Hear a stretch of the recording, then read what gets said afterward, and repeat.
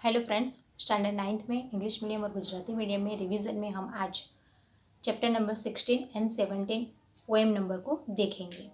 इसमें हम objective question, MCQ और एक एक वाक्य के प्रश्न के उत्तर के बारे में देखेंगे, जिसको आपको किस तरह से याद रखना है इसकी थोड़ी ट्रिक को याद करते हुए और चैप्टर को थोड़ा याद करते हुए हम देखेंगे। तो चैप्टर नंबर 16 एमसीक्यू, जो 4 ऑप्शन दिए जाते हैं, आपको पूरा क्वेश्चन लिखना होता है और 4 में से जो ऑप्शन है आंसर का वो पूरा वर्ड्स भी आपको लिखना पड़ता है। फर्स्ट है, रविंद्रनाथ ठाकुर को कौन सा पुरस्कार मिला था।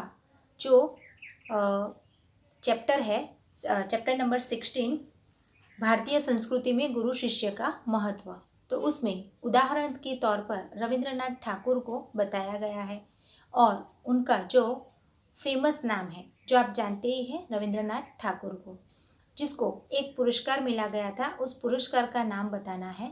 तो वो कौन सा पुरस्कार था, तो आंसर है नोबल, यानी कि बी ऑप्शन आएगा, नोबल। यहाँ 4 ऑप्शन दिए गए हैं, ए भारत रत्न, बी नोबल, सी भारतीय अकादमी और डी ज्ञानपीठ। तो आपको उसमें से बी ऑप्शन करके नोबल आंसर लिखना है।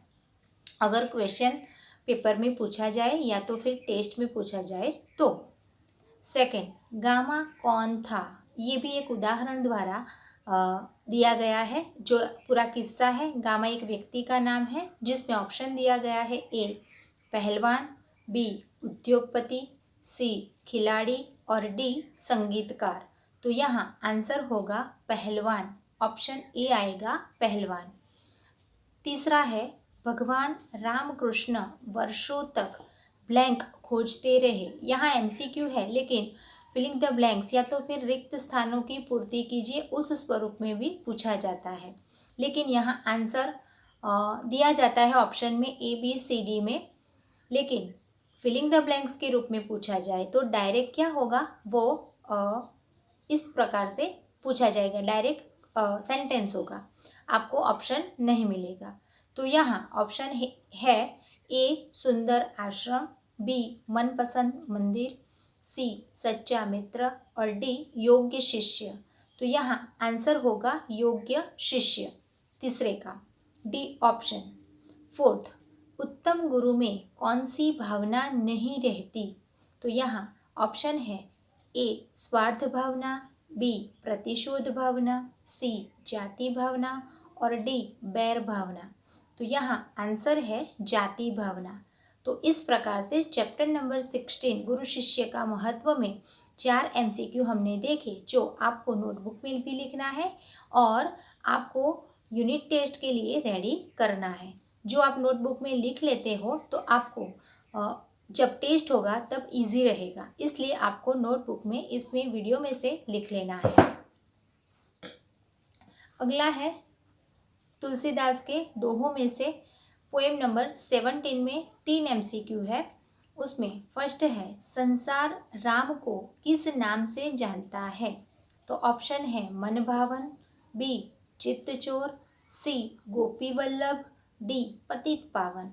तो यहाँ आंसर होगा डी पतित पावन। सेकंड, तुलसीदास अपने आप को क्या मानते हैं। तो ए प्रसिद्ध पातकी, बी प्रसिद्ध भक्त, सी महाकवि की डी श्रेष्ठ कथाकार।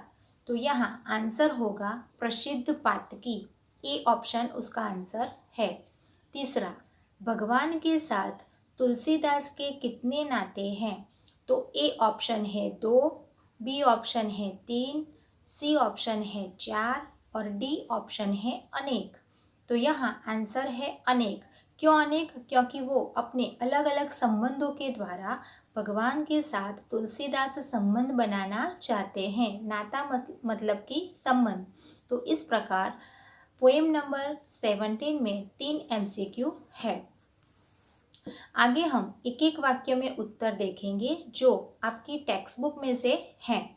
जो आपको टेक्स्ट बुक में से नहीं लिखा है तो इसमें से भी आप लिख सकते हैं। यहाँ नंबरिंग अलग अलग किया गया है, 2 नंबर से शुरू हुआ है, लेकिन आपको 1 नंबर से ही शुरू करना है। तो फर्स्ट है, तुलसीदास जी के मत से कौन पतित पावन है। अभी हमने एमसीक्यू में ये देखा, तो यहाँ इसका स्वरूप बदल जाता है, एक एक वाक्य में उत्तर। तो इसमें उलट सुलट इस तरह से पूछा जा सकता है, लेकिन फिर भी आपको इस स्वरूप में लिखना है।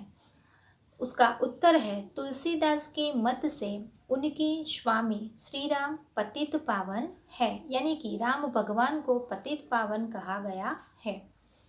अगला प्रश्न है, भगवान को अति दिन कैसे लगते हैं। यहाँ दिन का मतलब गरीब है, तो भगवान को अति दिन प्रिय लगते हैं, क्योंकि वो हमेशा गरीब आदमी या तो गरीब इंसान के ही पास रहते हैं, क्योंकि जो गरीब लोग होते हैं हमेशा अपने दुख और सुख में भगवान को याद करते हैं, जबकि अमीर आदमी सिर्फ दुख में याद करता है। इसलिए भगवान को सिर्फ गरीब लोग ज़्यादा प्रिय होते हैं। अति मतलब ज़्यादा। फोर्थ, भगवान ने हट करके किनका उद्धार किया। तो यहाँ पूरा उदाहरण दिया गया है पोएम के अंदर कि इस प्रकार अलग अलग जो व्यक्ति थे, तो भगवान द्वारा उनको मुक्ति मिली थी, इसलिए उनका उद्धार हुआ। जो इनके नाम के लिस्ट में ये सारे लोग आते हैं।